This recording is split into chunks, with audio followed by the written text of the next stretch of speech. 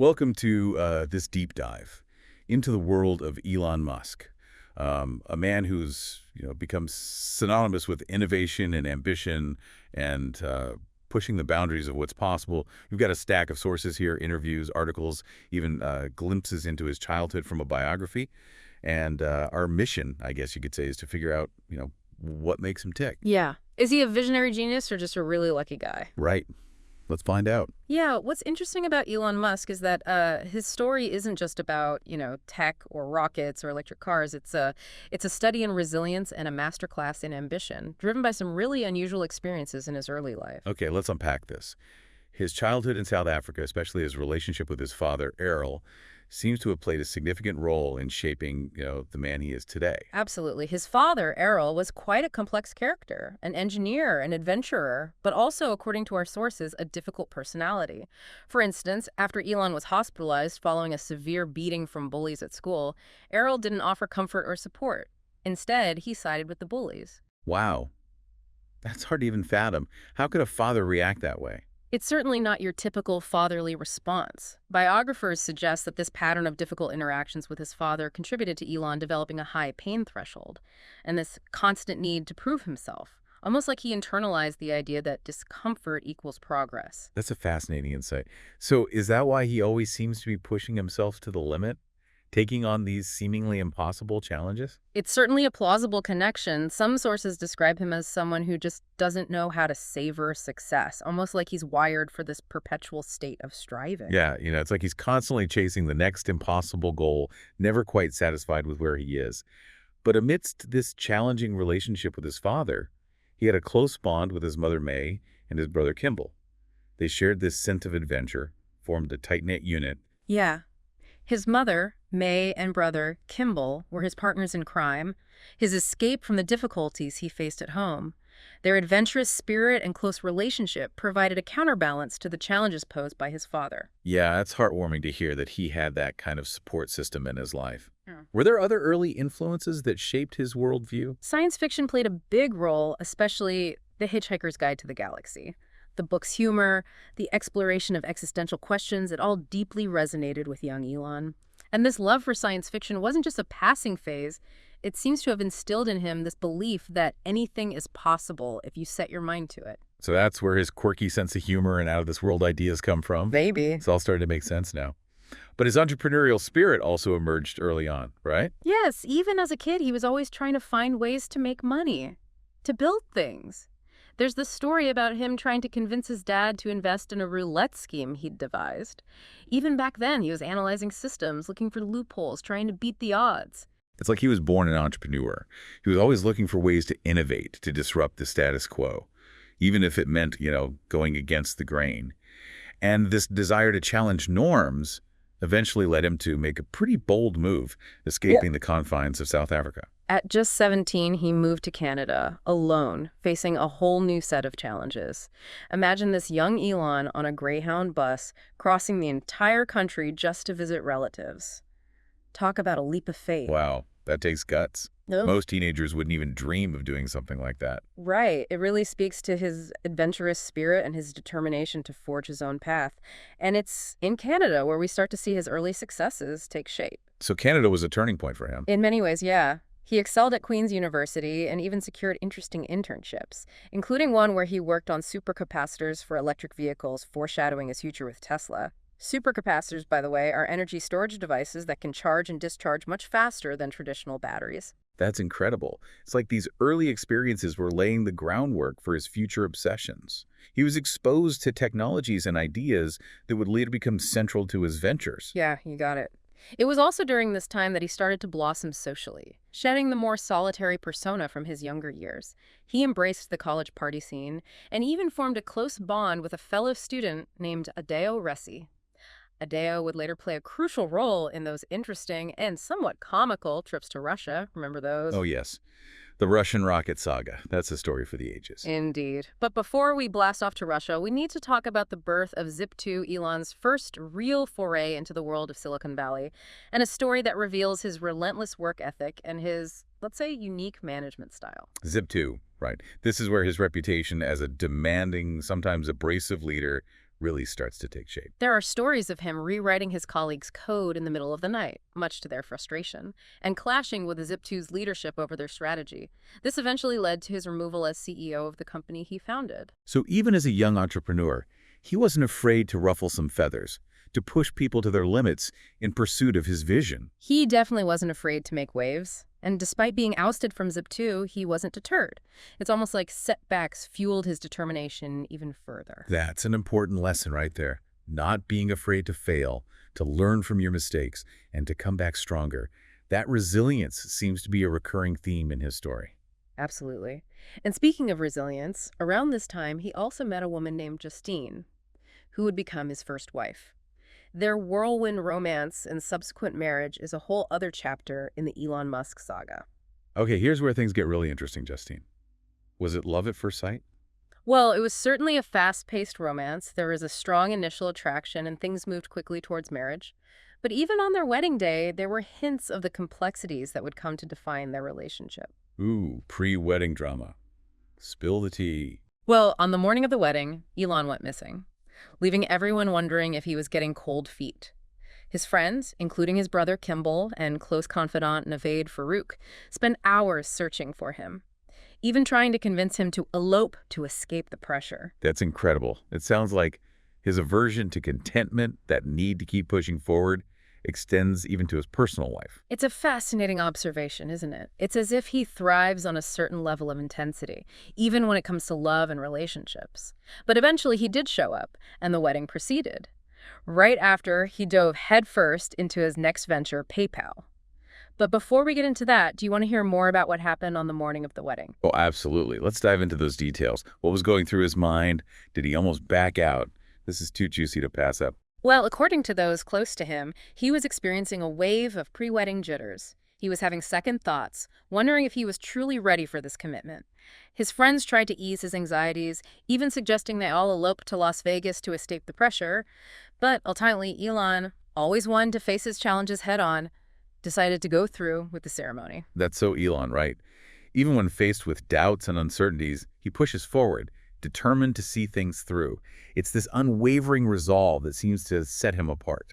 And this unwavering resolve would be put to the test in his next venture, PayPal, which, much like his wedding day, would be full of ups and downs, dramatic twists, and a healthy dose of Silicon Valley chaos. Okay, we're on the edge of our seats here. Let's delve into the world of PayPal and see how Elon's ambition and innovative spirit shaped the future of online payments. The founding of X.com, which eventually became PayPal, is a classic Elon Musk story. It's a tale of bold ideas, innovative management, and those infamous deadlines that pushed his team to the brink. So tell me what made X.com so different? What was so groundbreaking about his approach? One of Musk's signature moves was setting these seemingly impossible deadlines and then rallying his team to meet them. For example, he announced that X.com would launch to the public on Thanksgiving weekend. Can you imagine the pressure? Thanksgiving weekend. That's insane. Talk about a commitment to your vision. No turkey and stuffing for the X.com team, Yeah. just lines of code and a race against the clock. Yeah, it was a pressure cooker for sure. Yeah. But that intensity, that relentless drive is part of what makes Musk, well, Musk. And it wasn't just about deadlines. He also restructured the company in a way that was pretty radical at the time. Instead of having separate engineering and product departments, he had engineers work directly with product managers. So he was breaking down silos even back then? It sounds like he intuitively understood the importance of collaboration and rapid iteration, almost like he anticipated the Agile movement before it even became a widespread practice for those not familiar. Agile is a way of building software that emphasizes flexibility, close collaboration, and responding quickly to changes. You got it. He was ahead of the curve in many ways, recognizing that to build truly great products, you need seamless communication between the people designing them and the people building them. And this approach clearly worked because X.com quickly gained traction in the online payment space, but then came the merger with Confinity and the birth of PayPal as we know it. Was this a smooth transition? Not exactly. I bet there were some power struggles, Yeah. some clashes of personality. Yeah. Silicon Valley is notorious for its dramatic mergers and acquisitions. It was definitely a bumpy ride. Imagine the egos, the strong personalities, all vying for control. But ultimately, PayPal emerged as a success story, and Musk's innovative approach to online payments played a crucial role in that. But hold on, before we delve deeper into the PayPal saga, there's another event we need to talk about, one that reveals Musk's incredible resilience. his near-death experience with viral meningitis. Oh, yes. This is the story that really showcases his almost superhuman ability to bounce back from setbacks. He was seriously ill, wasn't he? He was, in 2000, he contracted viral meningitis and was so weak he could barely stand. He was hospitalized, barely clinging to life. But what's astonishing is that even after this brush with mortality, he was back at work within weeks. Within weeks. That's unbelievable. Most people would take months to recover from such a serious illness. But Musk seemed to operate on a different level. It's this kind of drive that makes you wonder, where does he draw the line between ambition and personal well-being? It's a good question. It seems like his drive to achieve, to push forward, trumps everything else.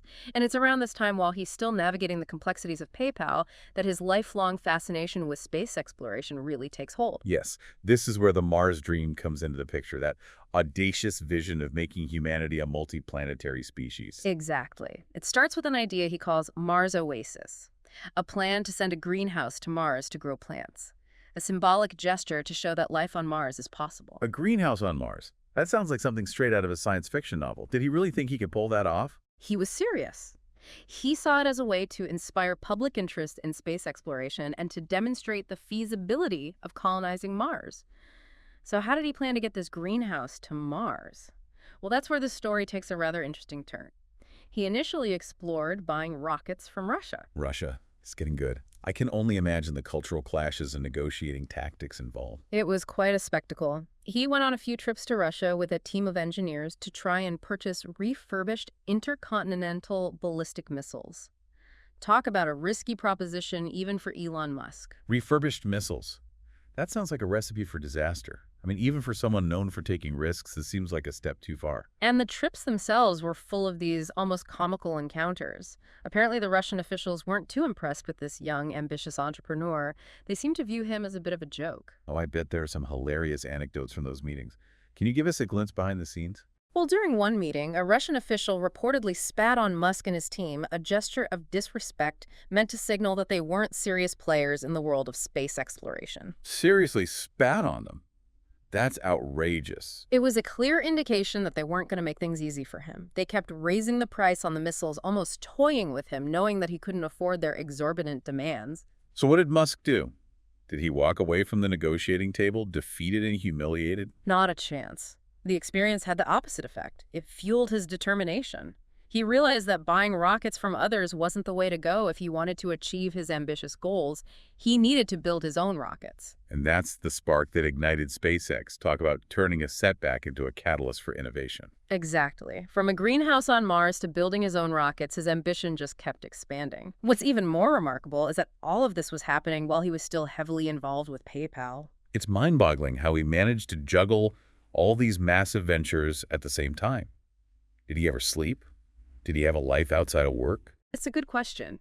He seems to possess an almost superhuman capacity for work and risk-taking. So let's talk about the founding of SpaceX. What were those early days like? I imagine it wasn't all smooth sailing. Definitely not. I've read that he faced a lot of skepticism, even ridicule from the established players in the aerospace industry. They probably saw him as a tech upstart with no real understanding of rocket science. You're right. He was an outsider, a disruptor, entering a highly complex and specialized field.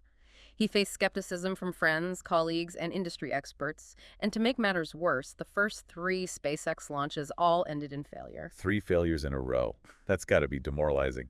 Even for someone as driven as Elon Musk, that must have been a tough pill to swallow. It was a major test of his resilience, but he refused to give up. He doubled down on his efforts, immersing himself in the world of rocket engineering. He spent countless hours learning from experts, studying textbooks, and even teaching himself the complex physics involved. So instead of being defeated by setbacks, he used them as learning opportunities. That's a powerful lesson for anyone pursuing ambitious goals. Failure is inevitable, but it's how you respond to those failures that defines you. And his relentless pursuit of knowledge paid off. He attracted top talent to SpaceX, including Tom Mueller, a brilliant engine designer who shared Musk's vision of revolutionizing space travel. So he wasn't just a visionary, he was also a magnet for other brilliant minds. He knew how to assemble a team capable of achieving the seemingly impossible. Exactly. And while he was busy building rockets and dreaming of Mars, he was also getting increasingly involved with another company that would become synonymous with his name, Tesla. But his entry into the world of electric cars wasn't as straightforward as founding SpaceX. It started with a fascination, almost an obsession, with a small electric car prototype called the T-Zero. The T-Zero, I haven't heard of that one. What was so special about it? Yeah. It was a sporty little electric car developed by a company called AC Propulsion. Musk was so impressed with its performance that he offered to invest in the company if they switched to lithium-ion batteries. He saw the potential of this technology early on. Ah, lithium-ion batteries, the key ingredient in Tesla's success. He clearly had a knack for spotting game-changing technology. He did, but AC Propulsion wasn't interested in scaling up production. They were content with building niche electric vehicles. So Musk ended up connecting with another group of entrepreneurs, Martin Eberhard and Mark Tarpenning, who had founded a company called Tesla Motors. And that's where Musk's official journey into the world of electric vehicles begins. Exactly.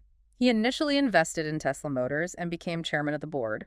But knowing Musk, he wasn't content with just being a passive investor. He soon became deeply involved in the design and development of Tesla's first car, the Roadster. The Roadster, the car that put Tesla on the map and changed the way the world viewed electric vehicles.